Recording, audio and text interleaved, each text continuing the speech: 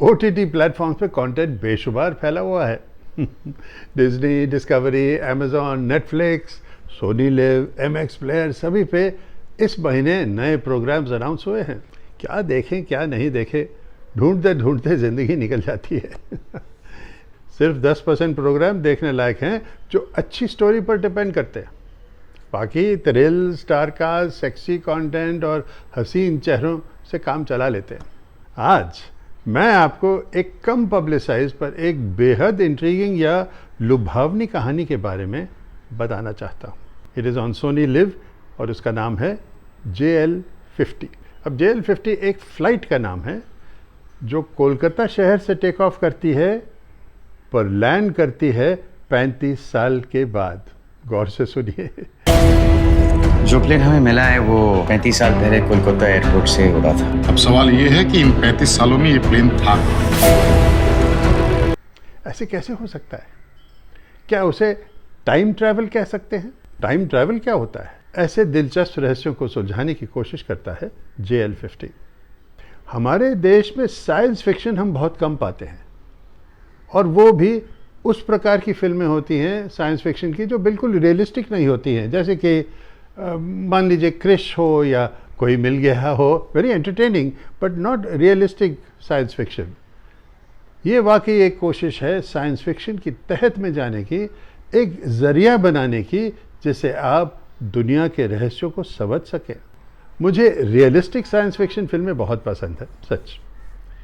ये हमें ऐसी ऐसी जगह पहुंचा देती हैं जिसकी हमें कल्पना भी ना हो। और जब JL50 की साइंस फिक्शन के आधार हमें अशोका द ग्रेट के ज़माने में पहुंचा देती है तो हमारे रोंगटे खड़े हो जाते हैं।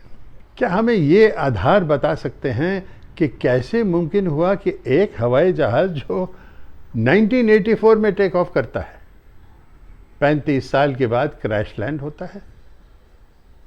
अब तक ये जहाज़ कहाँ था? इस जहाज़ के 2 सर्वाइवर्स या उत्तरजीवी हैं।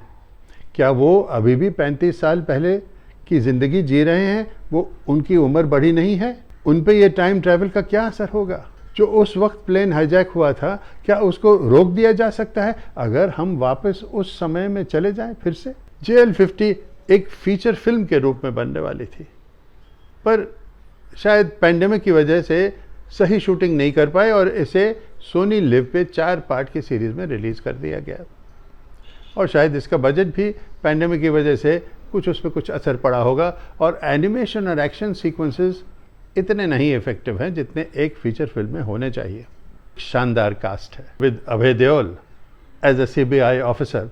आई feel he is one of the most underrated actors in Indian cinema. उनके साथ में of course redoubtable Pankaj Kapur as a science professor, Ritika Anand as a plane pilot, और Piyush Mishra as a mad scientist, जो अपने रोल्स बहुत नेचुरली प्ले करते हैं, including by the way the mad scientist. JL50 के कई इंटरेस्टिंग पहलू हैं, लाइक ए देसी बैक टू द फ्यूचर, जो आप जानते हैं हॉलीवुड की एक हिट फिल्म रही थी।